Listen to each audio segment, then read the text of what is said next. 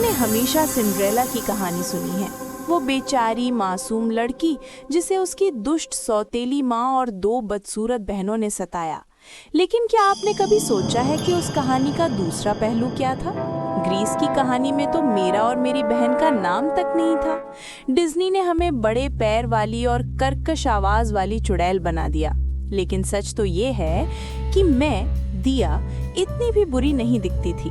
हाँ, मेरे पैर थोड़े बड़े थे, शायद यूएस साइज 11, पर क्या बड़े पैर होना किसी को विलन बना देता है? असली समस्या हम नहीं थे, असली समस्या वो थी, एला। उसके पास जाते ही हर कोई किसी एलियन जैसा दिखने लगता था। और सबसे बड़ा मजाक तो ये है कि वो कभी पीड़ित नहीं थी, उसे ओसीडी था। उसे सफाई करने का ऐसा जुनून था कि वो खुद पागलों की तरह रगड़ रगड़ कर फर्श चमकाती थी। किसी ने उसे मजबूर नहीं किया था, लेकिन धीरे धीरे उसने अपनी कहानी बुनी और हमें विलन बना दिया। उसने राजकुमार को चुराया, शोहरत पाई, और हम इतिहास के पन्नों में नफरत के पात्र बन गए।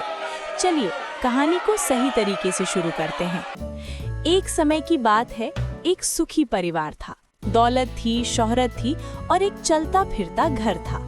फिर अचानक मेरे पिता को मिड लाइफ क्राइसिस हुआ। एक सुबह उन्होंने सामान बांधा और निकल गए। उन्होंने कहा, मैं खुद को ढूंढने जा रहा हूँ। शादी और पिता बनना मेरा मकसद नहीं है।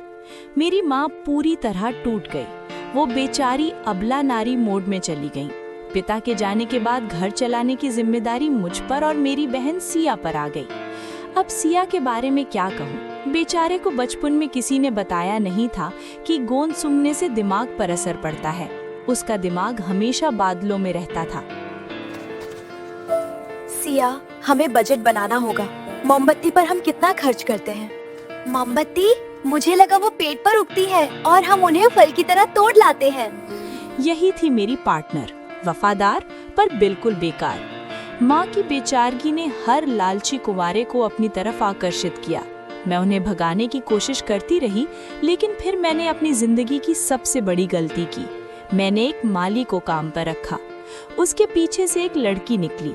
उसके बाल धूप में चमकते शहद जैसे थे, खाल पोर्सिलेन जैसी थी। उसने मुस्कुराते हुए कहा, मेरा नाम एला है, पर मेरी माँ मुझे सिंड्रेला बुलाती थी क्योंकि मैं राख में सोती थी। उसे देखते ही मेरी पीठ में एक सिहरन दौड़ गई। वो दिखने में फरिश्ता थी, पर उसकी आंखों के पीछे कुछ और ही चल रहा था। उसने माँ और सिया को अपनी उंगलियों पर नचाना शुरू कर दिया। वो पियानो बजाती, गाना गाती और घर को ऐसे चमकाती जैसे कोई जादू हो। माँ उसे मेरी प्यारी बच्ची कहने लगी और हम बाकी 2 बनकर रह गए। एक दिन एला की खिड़की के बाहर एक रॉबिन पक्षी का घोंसला था। अगले दिन वो घोंसला जमीन पर टूटा हुआ मिला और पक्षी गायब था। उसी शाम एला ने माँ को एक उपहार दिया, एक कंघी जिसमें छोटे नीले भूरे पंख जड़े थे। एला, क्या तुम पक्षियों का शिकार करती हो? लोग वही देखते हैं जो वो देखना चाहते हैं, और दिया, वो हमेशा एक फरिश्ता ही देखना चाहते हैं। तब मुझे यकीन हो गया, ये लड़की कोई मासूम नहीं, एक शातिर खिलाड़ी है। घर के इस दम घोटू माहौल से बचने के लिए मैं एक पुरानी खंडहर हवेली में जाने लगी। वहीं मेरी मुलाकात एक लड़के से हुई, समीर से। वो खुद को एक मामूली सेवक बताता था। हम घंटों किताबों और दुनिया की बातें करते। वो मुझे क्यूट ड्रैक्युला बुलाता और मैं उसे गाउंट का दूध निकालने वाला कहकर चिढ़ाती। एक दिन वो एक शिकारी के जाल में फंस गया और उल्टा लटक गया। उसे बचाने की कोशिश में जब मैं उसके करीब आई तो मेरी नजर उसके बेल्ट पर पड़ी। उस पर शाही मोहर लगी थी। तुम राजकुमार हो? हाँ, मैं क्राउन प्रिंस हूँ, पर तुम्हारे लिए मैं सिर्फ समीर हूँ। मेरी दुनिया घूम गई। जिस लड़के को मैंने कई बार पीटा था और जिससे मैं प्यार करने लगी थी, वो देश का होने वाला राजा था। समीर को 1 साल के लिए विदेश जाना था। हमने वादा किया कि हम एक दूसरे को खत लिखेंगे। शुरू में खत आए, मजाक किया, प्यार भरे, पर फिर अचानक खत आना बंद हो गए। 2 महीने, 4 महीने, कोई खबर नहीं। मैं रोज डाकघर जाती, पर वहाँ सिवाय सन्नाटे के कुछ ना मिलता। मेरा दिल बैठने लगा। क्या वो मुझे भूल गया? क्या एला की परफेक्ट चमक ने दूर बैठे राजकुमार पर भी जादू कर दिया?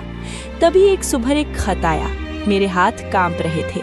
मैंने उसे कांपते हाथों से खोला, लेकिन उसमें समीर की लिखावट नहीं थी। वो शाही मुहर वाला एक औपचारिक आदेश था।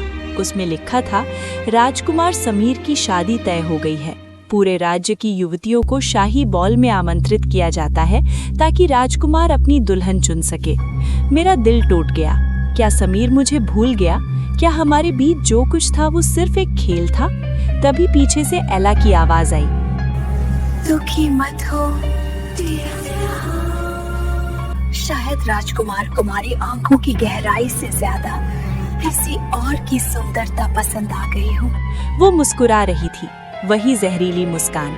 मुझे तब समझ आया कि मेरे खत समीर तक कभी नहीं पहुंचे थे। एला ने उन्हें बीच में ही रोक दिया था। बॉल की रात आई।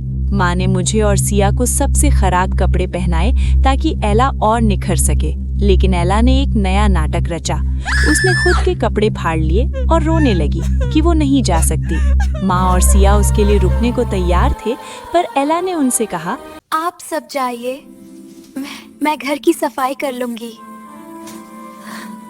जैसे ही सब गए, मैंने देखा एला कहीं गायब थी। वो पिछवाड़े में एक बूढ़ी औरत, जो शायद उसकी असली माँ की कोई पुरानी साथी थी, के साथ मिलकर कुछ योजना बना रही थी। वहाँ कोई परी नहीं थी, सिर्फ एक शातिर दिमाग और चोरी के गहने थे।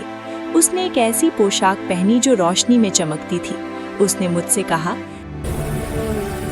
दिया, तुम चाहे जो कर लो, अंत में जीत मेरी होगी, क्योंकि दुनिया को फरिश्ता पसंद है और तुम सिर्फ एक बड़े पैर वाली लड़की हो। महल में पहुंचकर मैंने देखा हेनरी उदास था। वो भीड़ में किसी को ढूंढ रहा था, शायद मुझे। लेकिन तभी एला ने प्रवेश किया। उसने अपना चेहरा थोड़ा ढका हुआ था। वो इतनी चमक रही थी कि समीर भी धोखा खा गया। वे नाचने लगे। मैं करीब पहुंची और समीर के कान में वही कोड वर्ड कहा जो हम खंडहर में कहते थे, Cute Dracula। समीर ठिठक गया। उसने एला का हाथ छोड़ दिया। एला समझ गई कि उसकी पोल खुलने वाली है। तभी घड़ी ने 12 बजाए। एला जानबूझकर सीढ़ियों से भागी और अपनी एक चप्पल गिरा दी। वो जादू नहीं था, वो एक जाल था। वो जानती थी कि समीर उस चप्पल के जरिए उसे ढूंढने आएगा। अगले दिन जब सिपाही घर आए तो एला ने खुद को कमरे में बंद कर लिया। माँ ने सिया को चप्पल पहनाने की कोशिश की, पर उसके पैर छोटे थे। जब मेरी बारी आई तो मेरा पैर बहुत बड़ा था। तभी एला बाहर आई। उसका पैर उस चप्पल में बिल्कुल फिट आ गया। सिपाही उसे ले जाने लगे, पर तभी मैंने चिल्लाकर कहा, रुको, दूसरी चप्पल कहाँ है? एला ने अपनी जेब से दूसरी चप्पल निकाली, लेकिन मैंने समीर को पहले ही सब सच बता दिया था। समीर सिपाहियों के साथ दरवाजे पर खड़ा था। एला, अगर यह तुम्हारी चप्पल है तो बताओ, उस खंडहर के पुस्तकालय की तीसरी अलमारी में कौन सी किताब रखी है? एला चुप हो गई। उसे किताबों से नहीं, सिर्फ चमक धमक से मतलब था। समीर मेरे पास आया। उसने चप्पल नहीं देखी, उसने मेरी आंखें देखी। मुझे चप्पल की जरूरत नहीं थी दिया, मुझे उस लड़की की जरूरत थी जो खंडहर में मेरे साथ थी। एला को महल की सफाई के काम पर लगा दिया गया, इस बार सचमुच की नौकरानी बनकर। और मैंने राजकुमार से शादी नहीं की, मैंने समीर से शादी की।